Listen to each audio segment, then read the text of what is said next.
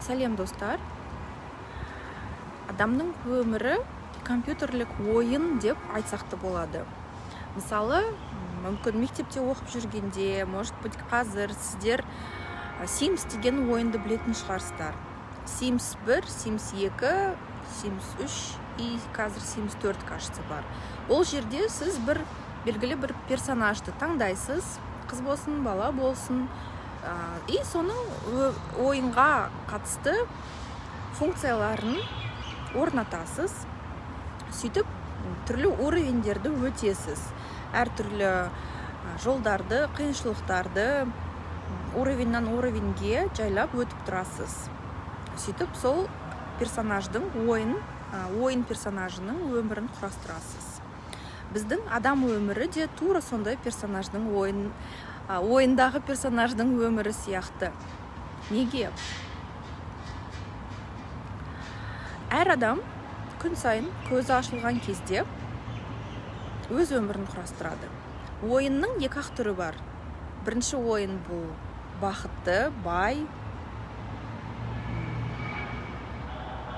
өте қызықты, әсерлі ойын. Екінші бұл лузер ойыны. Лузер деген не? Яғни ол адам, ол персонаждың басты мақсаты ұтылу. Ұту емес, именно ұтылу, оған ұту сияқты болып саналады. Яғни оның мақсаты неғұрлым қиыншылыққа толы, қызық емес, өте сұп-сұр, әйтеуір бір күнкөріс ойыны. Вот именно қазір мен видео түсірген кезде не басталды? Ремонттық жұмыстар басталды осы жерде. Әдемі фонда отырған едім. Не істейміз? Мүмкін тынышталып қалатын шығар. Вот, сондай өмір. Адам өзі соны таңдады. Сол персонажды ойнаймын деп таңдады. Тура сол сияқты жан дүниеге келген кезде, белгілі бір денеге орналасқан кезде ойынды таңдайды. Бақытты, мол, бай өмір немесе қызық емес, сұп-сұр өмір. Прикол в том, что әр адам сол ойынды өзі таңдай алады. Азанда тұрып көз ашылғаннан бастап, ол сол ойынды кеңейтеді. Не арқылы? Өзінің ойы арқылы, тыңдаған сөздері арқылы, араласқан адамдары арқылы, өзінің өмірге деген реакциясы арқылы, көз қарасы арқылы, ол өзінің басты ойынын кеңейтеді. Мысалы, белгілі бір адаммен араласқан кезде, ол адам сіздің ойыңызға қандай үлес қосады? Ойыңызды кеңейтеді ма? Ойыңызға қызықты әсер береді ма? Пайдасы тиеді ма? Сіз өзіңіз ойыңыздың дамуына қандай пайда әкелесіздер? Қандай ойыңды кеңейтіп тұрасыздар? Ең біріншіден бұны түсіну үшін ойынның бағытын орналастыру қажет. Орналастыру емес, дұрыс сөз емес. Ойынның бағытын өзіңіз үшін табу керек. Ойынды таңдаған кезде уже өмірде болып жатқан ситуациялар, жағдайларды сол ойынға қарап, анализировать етіп, ойынға қарап, таңдап, талдау жасап, қарап тұруға болады.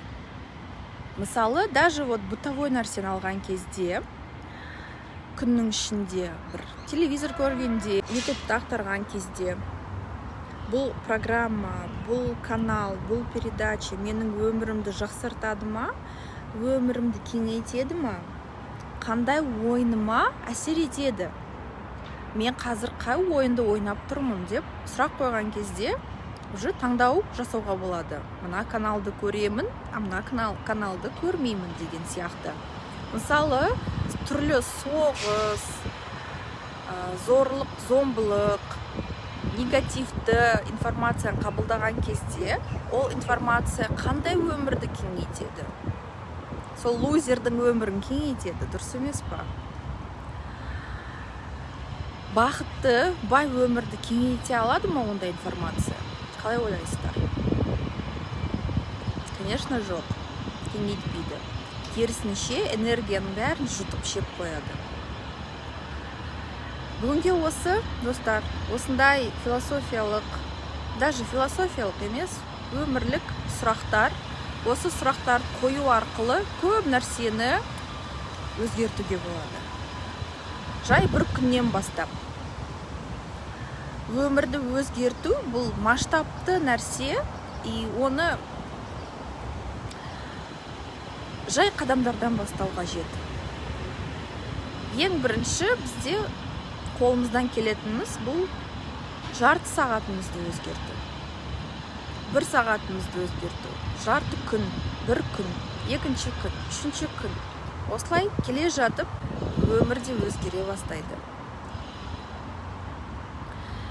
Жақсы достар, егер сізге маңызды сұрақтарды шешу қажет болса, консультацияға жазылғыңыз келсе, астында инстаграмға сілтеме арқылы немесе почта арқылы жазылуыңызға болады.